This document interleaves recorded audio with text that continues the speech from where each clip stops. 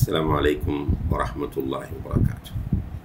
الحمد لله رب العالمين والصلاة والسلام على أشرف الأنبياء والمرسلين وعلى آله وأصحابه أجمعين أما بعد. அன்புள்ள சகோதர சகோதரிகளே, நம்முடைய இந்த கல்வி வகுப்பிலே தனிநபர்கள் சமுதாயம் சீர் செய்யப்படுவதற்கு தேவையான வழிகாட்டல்கள் என்கிற தலைப்பில் ஷேக் முஹம்மத் ஜமீல் ஜெய்னு ரஹிமஹுல்லா அவர்களால் எழுதப்பட்ட புத்தகத்தை நாம் பார்த்து கொண்டு வருகிறோம். அந்த வகையில் சென்ற வகுப்பிலே நபி ஸல்லல்லாஹு அலைஹி வஸல்லம் அவர்களை நேசிப்பது, அவர்களை பின்பற்றுவது பற்றிய சில குறிப்புகளை நாம் அறிந்து கொண்டோம். அதன் தொடரில் இன்றைய வகுப்பிலே மின் வசாயா அர் ரசூல் ஸல்லல்லாஹு அலைஹி வஸல்லம், நபி ஸல்லல்லாஹு அலைஹி வஸல்லம் அவர்கள் செய்த சில வசியத்துகள் என்கிற தலைப்பில் ஷேக் அவர்கள் சில ஹதீஸ்களை இங்கே தொகுத்து தருகிறார்கள். அவற்றை ஒவ்வொன்றாக இன்ஷா அல்லாஹ் பார்ப்போம்.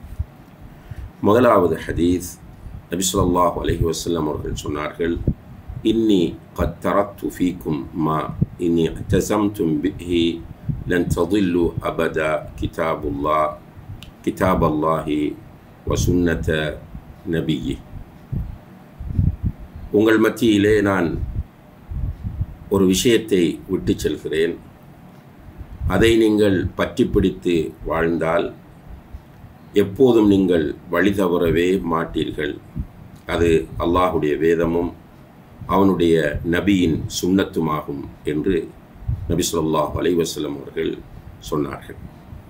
இந்த ஹதீஸ் இமாம் ஹாக்கிம் அவர்களால் அவர்களுடைய முஸ்தத்ரக்குல் ஹாக்கிம் என்கிற புத்தகத்திலே பதிவு செய்யப்பட்டிருக்கிறது. ஷேக் நாசருத்தீன் அல்பானி ரஹிமஹுல்லா அவர்கள் இந்த ஹதீஸை சஹீஹான ஹதீஸ் என்று சொல்கிறார்கள். அன்புள்ள சகோதர சகோதரிகளே, இந்த ஹதீஸிலே அல்லாஹுடைய தூதர் ஸல்லல்லாஹு அலைஹி வஸல்லம் அவர்கள் செய்யக்கூடிய வசியத் மிக முக்கியமானதாகும்.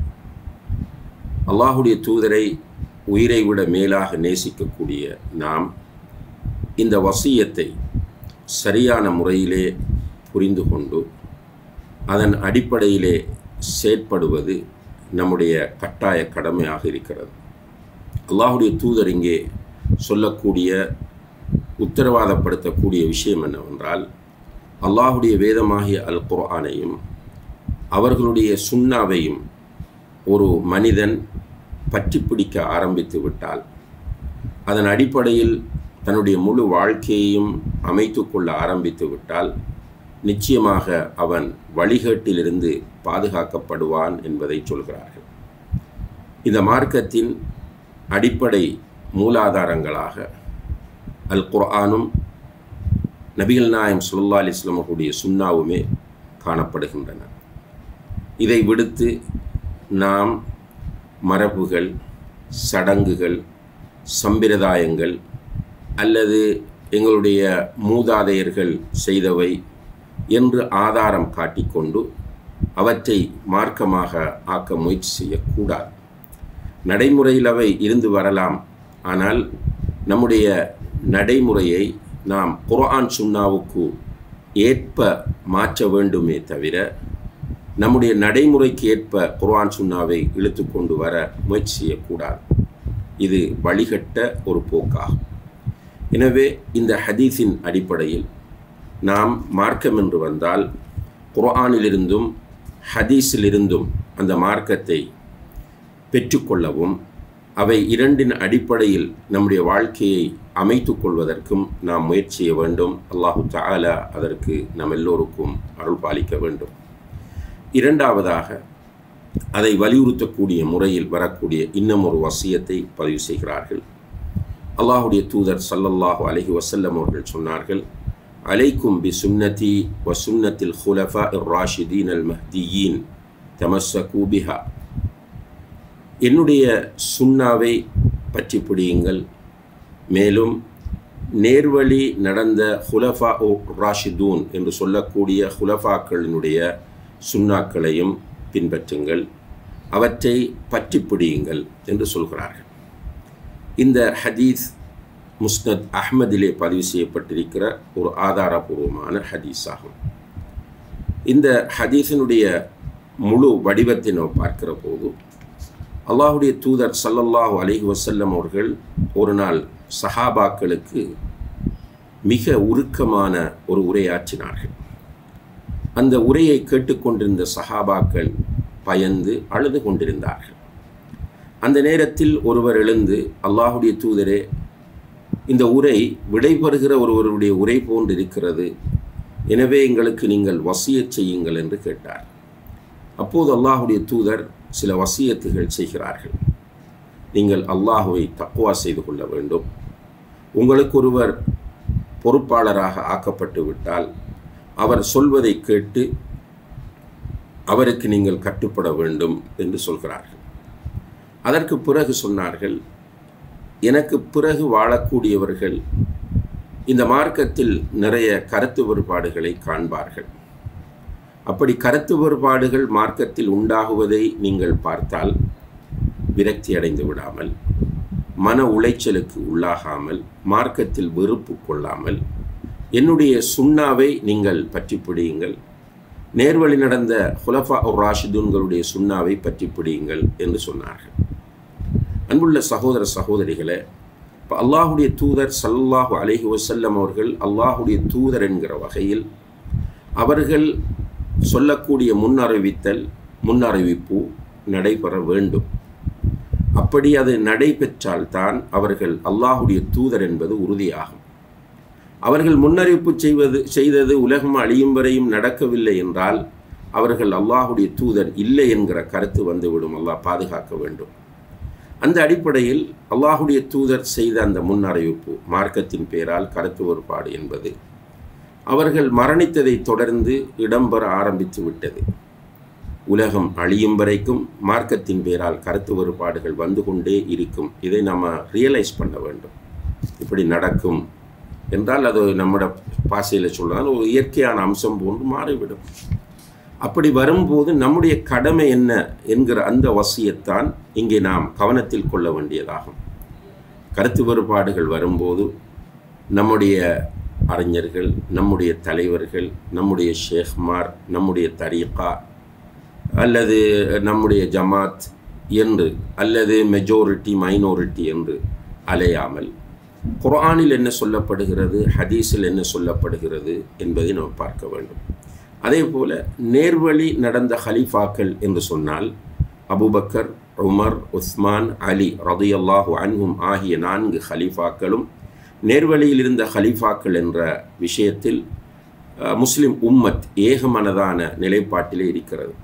எனவே அவர்கள் நபி ஸல்லல்லாஹு அலைஹி வஸல்லம் அவர்கள் மீது வைத்திருந்த நம்பிக்கை, மரியாதை, எனவே அவர்கள் நிச்சயமாக அல்லாஹுடைய தூதரின் சுன்னாவுக்கு மாறு செய்யக்கூடியவர்களாக இருக்கவில்லை என்ற வகையில் அவர்கள் எடுத்து நடக்கக்கூடிய சுன்னாக்கள் உண்மையில் நபிகள் நாயகம் ஸல்லல்லாஹு அலைஹி வஸல்லம் அவர்களுடைய சுன்னாக்களை மட்டும்தான். எனவே அவர்கள் எப்படி அந்த சுன்னாக்களை எடுத்து நடந்தார்கள் என்பதையும் பார்த்து நாம் வாழ வேண்டுமே தவிர மனோ இச்சைக்கும் அதே போன்று விருப்பு வெறுப்புகளுக்கும் நாம் கட்டுப்படக்கூடாது என்பதை இந்த சந்தர்ப்பத்திலே நாம் இந்த வசியத்தின் ஊடாக புரிந்து கொள்ள வேண்டும். மூன்றாவதாக ஒரு வசியத்தை குறிப்பிடுகிறார்கள். நபிகள் நாயகம் ஸல்லல்லாஹு அலைஹி வஸல்லம் அவர்கள் தன்னுடைய அருமை மகள் ஃபாத்திமாவை பார்த்து சொன்னார்கள், யா ஃபாத்திமா பின்து முஹம்மத் சலீனி மின் மாலி மா ஷித் லா உக்னி அன்கி மின் அல்லாஹி ஷைஆ. முஹம்மதுடைய மகள் ஃபாத்திமாவே, என்னுடைய பொருளாதாரத்திலிருந்து உனக்கு விரும்பியதை நீ கேள், ஏனென்றால் அல்லாஹ்விடத்தில் எனக்கு ஒன்றும் செய்ய முடியாது என்று சொன்னார்கள். அதாவது அன்புள்ள சகோதர சகோதரிகளே, இந்த உலகத்தில் நாம் யாரும் யாருக்கும் உதவ முடியும் நம்முடைய சக்திக்குட்பட்ட வரை. ஆனால் அல்லாஹுடைய சன்னிதானத்திற்கு போய்விட்டால் அங்கே உதவி செய்வதற்கு யாரும் வரமாட்டார்கள். நம்முடைய பெற்றோர் நம்மை கண்டால் விரண்டோடி விடுவார்கள். நம்முடைய பிள்ளைகள் நம்மை கண்டால் விரண்டோடுவார்கள். பெண்களுக்கு அவர்களுடைய கணவன்மார் அவர்களை கண்டால் விரண்டோடுவார்கள். கணவன்மாருக்கு அவர்களுடைய மனைவிமார் அவர்களை கண்டால் விரண்டோடி விடுவார்கள். உடன்பிறப்புகள் அடுத்தவர்களை கண்டால் விரண்டோடுவார்கள். யாரையும் சந்தித்து உரையாடுவதற்கோ உதவி செய்வதற்கோ முன்வர மாட்டார்கள் என்பதை அல் குர்ஆன் மிக ஆணித்தரமாக பதிவு செய்கிறது. இதை நாம் எல்லோரும் ஈமான் கொண்டிருக்கிறோம். அந்த ஈமானை நாம் புதுப்பித்துக் கொள்ள வேண்டும். அந்த ஈமானிலே உறுதியாக இருக்க வேண்டும். மறுமையிலே நமக்கு உதவி செய்வதற்கு யாரும் வரமாட்டார்கள், நமக்கு கை கொடுப்பதற்கு யாரும் வரமாட்டார்கள். இப்போ இந்த உலகத்தை நாம் சரியாக ஆக்கிக்கொள்ள வேண்டும். இந்த உலக வாழ்க்கையில் நம்முடைய ஏஜ் மிக குறுகியதாகும். உலகத்தின் வயதோடு ஒப்பிடுகிற போது நம்முடைய வயது மிக மிக மிக அற்பமானது. ரசூல் ஸல்லல்லாஹு அலைஹி வஸல்லம் அவர்கள் சொன்ன செய்தி உங்களுக்கு அடிக்கடி நினைவுபடுத்தப்பட்டு கொண்டே இருக்கிறது. அஅமாரு உம்மத்தி மா பைன 60 வ 70, என்னுடைய உம்மத்தின் வயது 60க்கும் 70க்கும் இடைப்பட்டது என்று வருகிறது. எனவே ஒரு 65-70 வருடங்கள் தான் ஒருவர் உயிரோடு இருந்தால் மேக்சிமம் இந்த உலகத்தில் இருக்க முடியும். அப்போ இந்த குறுகிய காலத்தில் பருவ வயதை அடையும் வரைக்கும் சிறுவர்கள் என்கிற நிலையில் நம்ம சீரியஸ் இல்லாமல் வாழப்போகிறோம், வாழ்ந்திருப்போம். மற்ற காலப்பகுதி நாம் மிக கவனமாக வாழ வேண்டிய காலமாகும்.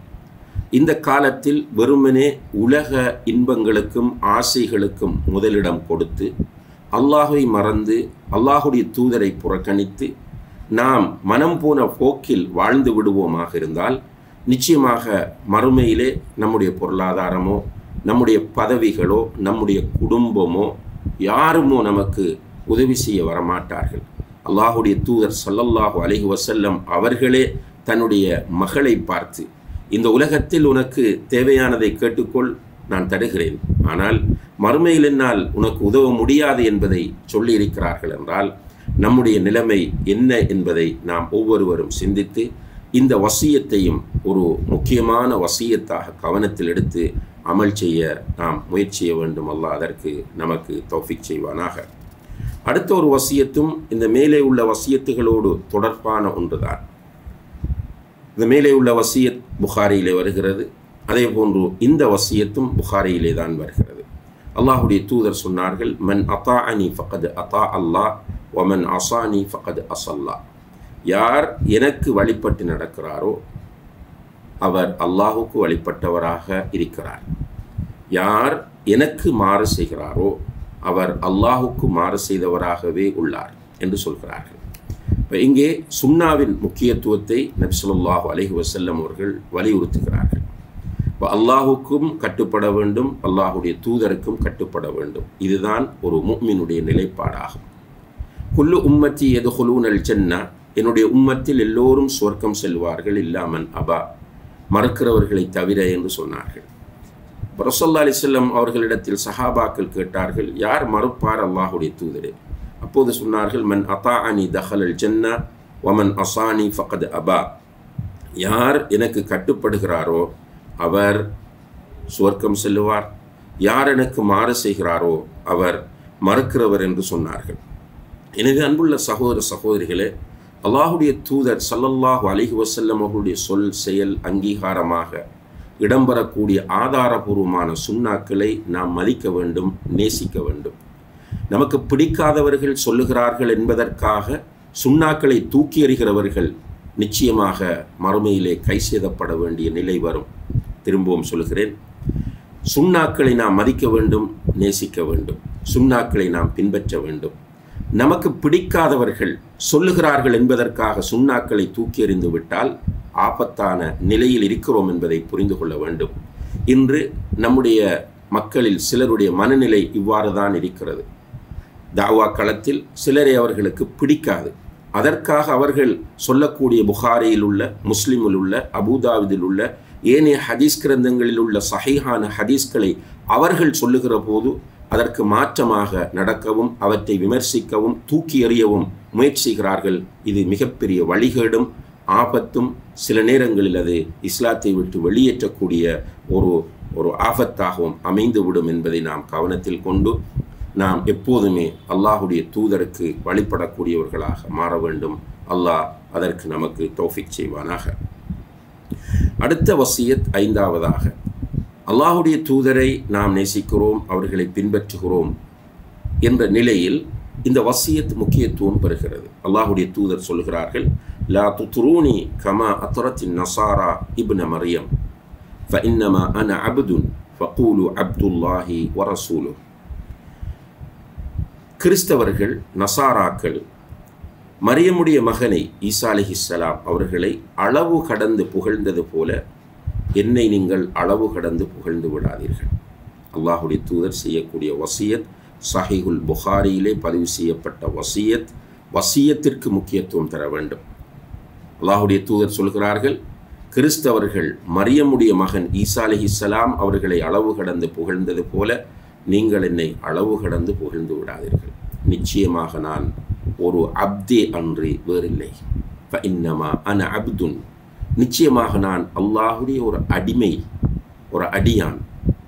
ஃபகூலு அப்துல்லாஹி வ ரசூலு, எனவே நீங்கள் என்னுடைய விஷயத்தில் அல்லாஹுடைய அடியான், அல்லாஹுடைய தூதர் என்று சொல்லுங்கள் என்று நபி ஸல்லல்லாஹு அலைஹி வஸல்லம் அவர்கள் இந்த வசியத்திலே சொல்கிறார்கள். ஒரு முஸ்லிம் அல்லாஹுடைய தூதர் ஸல்லல்லாஹு அலைஹி வஸல்லம் அவர்களை தன்னுடைய உயிரை விட மேலாக நேசிக்க வேண்டும். அதில் மாற்று கருத்தில்லை. இந்த உலகத்தில் உள்ள அனைத்தையும் விட அதிகமாக அவர்களை நேசிக்க வேண்டும். அதில் நாம் குறைபாட்டோடு இருந்தால் நம்முடைய ஈமானில் குறைபாடு இருக்கிறது என்பது அர்த்தமாகும். உமர் ரலியல்லாஹு அன்ஹு அவர்கள் யதார்த்தமாக அல்லாஹுடைய தூதரோடு பேசிக்கொண்டிருக்கிற போது, அல்லாஹுடைய தூதரே, இந்த உலகத்தில் உள்ள அனைத்தையும் விட உங்களை நான் அதிகமாக நேசிக்கிறேன், ஆனால் எனக்கு பிறகு, எனக்கு அடுத்ததாக என்று சொன்ன நேரத்தில் அல்லாஹுடைய தூதர் சொன்னார்கள், லா யா உமர், உமரே, உன்னுடைய ஈமான் பூர்ணமடையவில்லை என்றார். உடனே உமர் ரலியல்லாஹு அவர்கள் தன்னுடைய நிலைப்பாட்டை மாற்றி சொன்னார்கள், இப்போது என்னுடைய உயிரை விடவும் மேலாக உங்களை நேசிக்கிறேன் என்று சொன்னபோது, அல் ஆன யா உமர், உமரே, இப்போதுதான் உன்னுடைய ஈமான் பூர்ணமடைந்திருக்கிறது என்று சொன்னார்கள். எனவே அன்புள்ள சகோதர சகோதரிகளே, நம்முடைய உயிர், உடைமைகள், உறவுகள், ஏனைய மனிதர்கள் அனைத்தையும் விட அதிகமாக நாம் அல்லாஹுடைய தூதரை நேசித்துத்தான் ஆக வேண்டும். அது ஈமானுடைய ஷரத்துகளில் ஒன்றாகும். ஆனால் அல்லாஹுடைய தூதரை அப்படி நேசிக்கிறோம் என்பதற்காக அவர்களை புகழ்வதில், அவர்களை கண்ணியப்படுத்துவதில் அளவு கடந்து விடக்கூடாது. எப்படி என்றால், ஈசா அலைஹிஸ்ஸலாம் அவர்களை அல்லாஹுடைய பிள்ளை, அல்லாஹுடைய மகன் என்று அவர்கள் புகழ்ந்தார்கள். அங்கே உலுஹியத் பாதிக்கப்படுகிறது. அல்லாஹுடைய அந்த தனித்துவம் பாதிக்கப்படுகிறது. அல்லாஹுடைய மகனாக ஈசா அலைஹிஸ்ஸலாம் அவர்களை சொன்னால் அல்லாஹுக்கு பிள்ளை இருக்கிறது என்று வந்துவிடுகிறது. இவர்களுடைய எண்ணம் ஈசா அலைஹிஸ்ஸலாம் அவர்களை புகழ்வது என்பதுதான். ஆனால் அது பிழையான புகழ்ச்சியாகும். ஈசா அலைஹிஸ்ஸலாம் அவர்கள் தந்தை இல்லாமல் அற்புதமாக இந்த உலகத்தில் படைக்கப்பட்டாலும் அவர்கள் அல்லாஹுடைய அடிமை என்கிற நிலையில் வைத்துத்தான் அவர்களை கிறிஸ்தவர்கள் பார்க்க வேண்டும், நாமும் பார்க்கிறோம். அதுபோலதான் அல்லாஹுடைய தூதரை உயிரை விட மேலாக நேசிப்பது கட்டாய கடமை, ஃபர்து ஐன் என்றிருந்தாலும் அல்லாஹுடைய அந்தஸ்திற்கு கொண்டு போகிற அளவுக்கு அல்லாஹுடைய தூதரை நாம் புகழ்ந்து விடக்கூடாது. சிலர் அப்படி புகழ முயற்சி செய்வதை நாம் பார்க்கிறோம். சிலர் பொய்யான ஹதீஸ்களை இட்டுக்கட்டி அல்லாஹுடைய தூதரை புகழ முயற்சி செய்கிறார்கள். உதாரணமாக, ஆதம் அலைஹிஸ்ஸலாம் அவர்கள் படைக்கப்பட்டு அவர்கள் அங்கே அரசுக்கு நேரே பார்த்த நேரத்தில் அரசில் லா இலாஹ இல்லல்லாஹ் முஹம்மது ரசூலுல்லாஹ் என்று எழுதப்பட்டிருந்தது. இப்படி ஒரு செய்தியை கட்டிவிட்டிருக்கிறார்கள். அப்படி புகழ தேவையில்லை. அல்லாஹும் அல்லாஹுடைய தூதரும் புகழ்ந்திருக்கிற முறையில், சொல்லியிருக்கிற முறையில் புகழ்ந்தால் போதும் தானே, அதை தாண்ட வேண்டிய அவசியம் இல்லை. இன்னும் சிலர் ரசூலுல்லாஹி அலைஹி வஸல்லம் அவர்களை புகழுகிறோம் என்கிற பேரில், அவர்களுடைய பேரில் பாடல்களை கட்டி அந்த பாடல்களில் அல்லாஹுக்கு சொல்ல வேண்டிய சில விஷயங்களை அல்லாஹுடைய தூதருக்கு சொல்லுவது. உதாரணமாக, சுபஹான மௌலிதிலே அந்த கஃபாருல் ஹத்தாயா என்று அல்லாஹுடைய தூதரை பார்த்து சொல்லிவிட்டு, நீங்கள் பாவங்களை அதிகமாக மன்னிக்கக்கூடியவர் என்று சொல்லிவிட்ட கஃபார் என்பது அல்லாஹுடைய ஒரு திருநாமம். குர்ஆனிலே பல இடங்களிலே வருகிறது, நமக்கு தெரிந்தது. சையதுல் இஸ்திக்ஃபார் எல்லோரும் எல்லா மௌலவிகளும், எல்லா ஆலிம்களும், எல்லா அமைப்புகளும் பின்பற்றக்கூடிய ஒரு இஸ்திக்ஃபார் புகாரிலே வரக்கூடியது. அதிலே ஃபக்ஃபிர்லி ஃபஇன்னஹு லா யக்ஃபிரு ذுனுப இல்லா அன்த், என்னை யா அல்லாஹ், என்னை நீ மன்னித்து விடுவாயாக, பாவங்களை மன்னிப்பவன் உன்னை தவிர வேறு யாரும் இல்லை. குர்ஆனிலே அல்லாஹ் கேட்கிறான், வமன் யக்ஃபிரு ذுனுப இல்லல்லாஹ், பாவங்களை மன்னிப்பவன் அல்லாஹ்வை தவிர வேறு யார் இருக்கிறான். இதுக்கு பிறகு ரசூலுல்லாஹி அலைஹி வஸல்லம் அவர்கள் பாவங்களை மன்னிப்பார்கள் என்று பொத்தாம் பொதுவாக பாடிவிட்டு, பிறகு அதை நியாயப்படுத்துவதற்காக குர்ஆன் வசனங்களை ஹதீஸ்களை கொண்டு வருவதும், அல்லது நாங்கள் இந்த அர்த்தத்தில் சொல்லவில்லை, அல்லாஹுவை தான் அங்கே நாடப்படுகிறது என்று சொல்வதும் நாம் செய்ததை நியாயப்படுத்த முயற்சி செய்வதே அன்றே அல்லாஹுடைய தூதருக்கு கட்டுப்படுவதாக அமையாது. எனவே அல்லாஹுடைய தூதரை புகழுகிற போது அளவோடு நாம் புகழ வேண்டும். அந்த அளவு என்பது அவர்கள் அல்லாஹுடைய தூதர், இறுதி தூதர், ரஹ்மலில் ஆலமீன். மறுமையிலே அவர்களுக்கு அல்லாஹ் மக்காம் மஹ்மூத் என்ற அந்தஸ்தை கொடுத்திருக்கிறான். ஷஃபாத்துல் உதுமா என்கிற மிகப்பெரிய ஒரு பாக்கியத்தை கொடுத்திருக்கிறான். ஹவுத் என்கிற ஒரு பெரிய தடாகத்தை கொடுத்திருக்கிறான். அதுபோன்று ரசூலுல்லாஹி அலைஹி வஸல்லம் அவர்கள் ஷிர்க்கு செய்யாதவர்களுக்கு ஷஃபாத்தை செய்வார்கள். இவைகளெல்லாம் அவர்களுடைய சிறப்புகள், புகழ்கள். அவற்றை சொல்லலாம். ஆனால் அவர்கள் பாவங்களை மன்னிப்பார்கள், அவர்கள் மறைவானவற்றை அறிவார்கள், அவர்களிடம் துஆ கேட்டால் உடனே கிடைக்கும் என்கிற அந்த போக்கு எக்ஸ்ட்ரீமிசம் ஆகும். அவர்களை புகழ்வதில் தீவிரமான பிழையான வழிகட்ட போக்காகும் என்பதை இந்த வசியத்தை புரிந்து கொண்டவர்கள் நிச்சயமாக புரிந்து கொள்வார்கள். அடம் பிடிக்காமல், நாம் பிடிவாதமாக இருக்காமல் குர்ஆனுக்கும் சுன்னாவுக்கும் கட்டுப்பட முயற்சிய வேண்டும். அல்லாஹ் அதற்கு நமக்கு தௌஃபீக் செய்வாராக.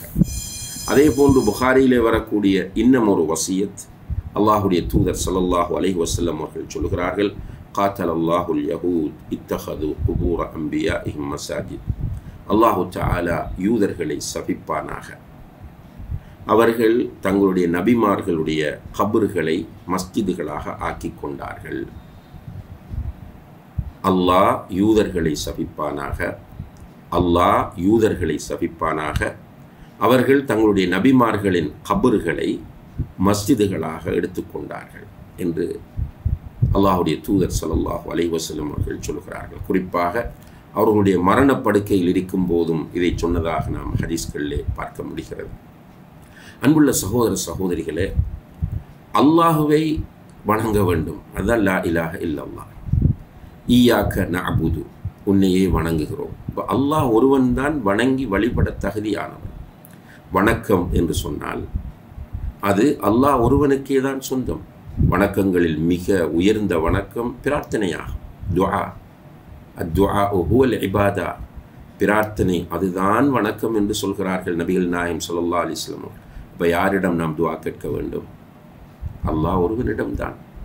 குர்ஆனில் நூற்றுக்கணக்கான வசனங்கள் அல்லாஹ் ஒருவனிடமே துஆ கேட்க வேண்டும் என்பதையும், அல்லாஹுவை விட்டுவிட்டு மற்றவர்களிடம் துஆ கேட்கிறவர்களை விமர்சிக்கக்கூடியதாகவும் அவர்களுடைய பிரார்த்தனை ஷிர்க் என்பதையும் அல்லாஹ் குர்ஆனிலே நமக்கு சொல்லி காட்டி கொண்டிருக்கும் போது, குர்ஆனையும் ஹதீஸையும் ஏற்றிருக்கிறோம், அல்லாஹுவை மதிக்கிறோம், ஈமான் கொண்டிருக்கிறோம், அல்லாஹுடைய தூதரை உயிரை விட மேலாக நேசிக்கிறோம் என்று சொல்லிவிட்டு நாமும் யூதர்களைப் போல நல்லடியார்களுடைய கபறுகளை கட்டிக்கொண்டு அந்த கபறுகளுக்கு பக்கத்திலே போயிருந்து அவர்களிடத்திலே நாம் மன்றாடி பிரார்த்தனை செய்வோமாக இருந்தால் நம்முடைய நிலை என்ன என்பதை நாம் சுய பரிசோதனை செய்யக்கூடாதா சகோதரர்களே?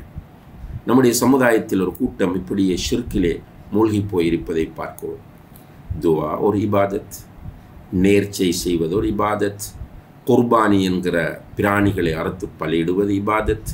இப்படியான இபாதத்துகள் அல்லாஹ் ஒருவனுக்கு மட்டுமே செய்யப்பட வேண்டும். அவற்றை நாம் யாருக்கும் செய்யக்கூடாது. எனவே நபி ஸல்லல்லாஹு அலைஹி வஸல்லம் அவர்கள் தன்னுடைய மரணப்படுக்கையில் இருக்கும்போது செய்திருந்த வசியத், காத்தலல்லாஹுல் யஹூத் இத்தஹது குபூர அம்பியாஇஹிம் மசாஜித், யூதர்களை அல்லாஹ் சபிப்பானாக, அவர்கள் தங்களுடைய நபிமார்களுடைய கபறுகளை மஸ்ஜிதுகளாக ஆக்கினார்கள் என்கிற இந்த வசியத் நிச்சயமாக நமக்கும் பயன் தர வேண்டும். அடுத்ததாக முஸ்னத் அஹ்மதிலே வரக்கூடிய ஒரு வசியத்தை சொல்கிறார்கள். மன் தகவ்வல அலைய மாலம் அகுல் ஃபல்யதபவ்வ மக்அதஹு மினன் நார். நான் சொல்லாத ஒன்றை யார் என் மீது இட்டு கட்டுகிறாரோ அவர் தன்னுடைய இருப்பிடத்தை நரகத்தில் தேடிக்கொள்ளட்டும். இப்போ நபிகள் நாயகம் ஸல்லல்லாஹு அலைஹி வஸல்லம் அவர்களுடைய நேசம், அவர்கள் மீது பொய்களை இட்டுக்கட்ட நம்மை அழைக்கக்கூடாது. உண்மையாக நேசிக்கிறவர் அல்லாஹுடைய தூதரின் மீது நலவாகவோ கெடுதியாகவோ பொய்களை இட்டுக்கட்ட மாட்டார். இது நோமலாக விளங்கக்கூடிய ஒரு ஃபேக்டாகும். இப்போ நபி ஸல்லல்லாஹு அலைஹி வஸல்லம் அவர்களை நேசிக்கிறேன் என்று சொல்லிக்கொண்டு அவர்கள் சொல்லாதவற்றை அவர்களுடைய பேரில் மார்க்கெட்டிங் செய்வது எவ்வளோ பெரிய ஒரு அக்கிரமம், அநியாயம் என்பதை நாம் புரிந்து கொள்ள வேண்டும்.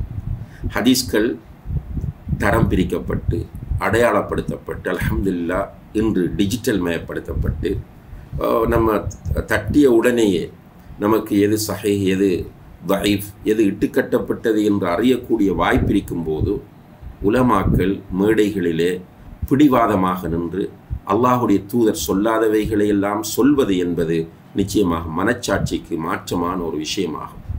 எனவே நாம் கண்டிப்பாக அல்லாஹுடைய தூதர் சொல்லாத எதையும் அவர்களுடைய பேரில் சொல்லக்கூடியவர்களாக இருக்கக்கூடாது என்பதை இந்த வசியத் நமக்கு கண்டிப்பாக உணர்த்தும்.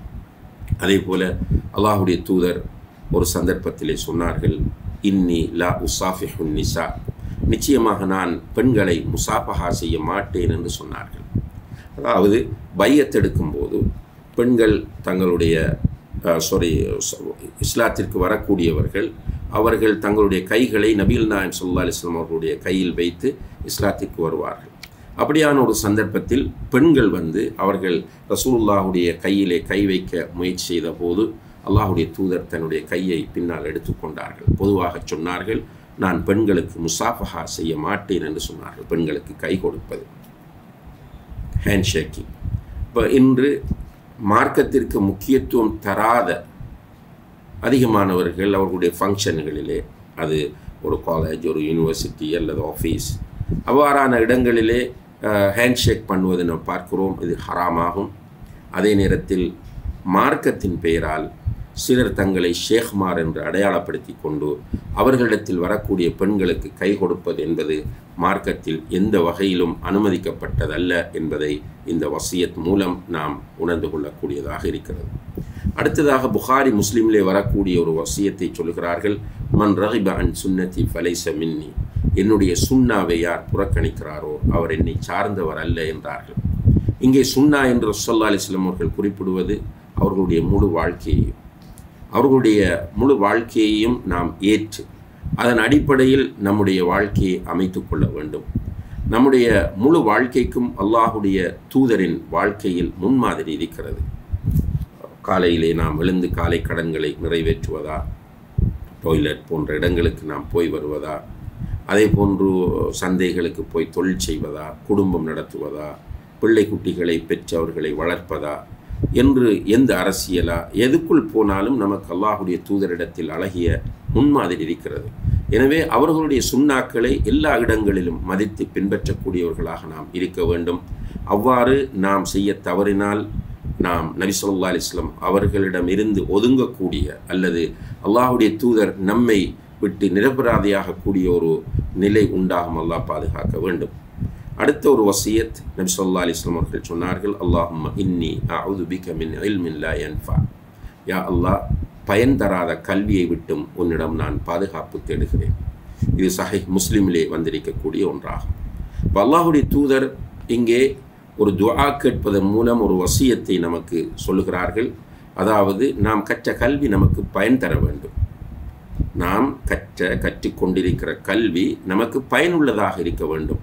பயனுள்ளது என்றால் அதை கொண்டு அமல் செய்ய வேண்டும், அதை கற்றுக் கொடுக்க வேண்டும். அதே போல் நான் அந்த ஹதீஸின் அடிப்படையில் என்னுடைய வாழ்க்கையை முழுமையாக மாற்ற வேண்டும். இப்போ நிறைய விஷயங்களை இந்த வகுப்பிலே நாம் பார்த்திருக்கிறோம்.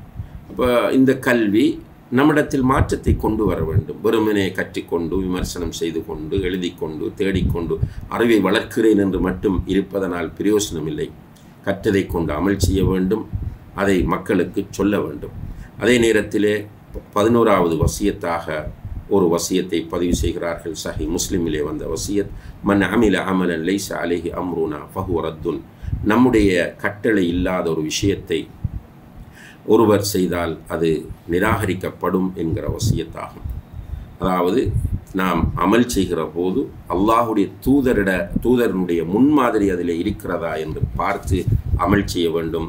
அல்லாஹுடைய தூதரின் முன்மாதிரி இல்லாத, அதாவது ஹதீஸில் வராத அமல்களாக அவை இருக்குமாக இருந்தால் நிச்சயமாக அவை பித்அத்துகளாகும், அவை நிராகரிக்கப்படும், அவை வழிகேடுகளாகும். எனவே இந்த 11 வசியத்துக்களையும் நாம் கவனத்தில் கொண்டு செயற்பட முயற்சி செய்ய வேண்டும். எல்லாம் வல்ல அல்லாஹு தஆலா அதற்கு நம் எல்லோருக்கும் தௌஃபீக் செய்வானாக. வ ஆஹிரு தஅவானா அனில் ஹம்துலில்லாஹி ரப்பில் ஆலமீன். வஸ்ஸலாமு அலைக்கும் வரஹ்மத்துல்லாஹி வபரகாத்துஹு.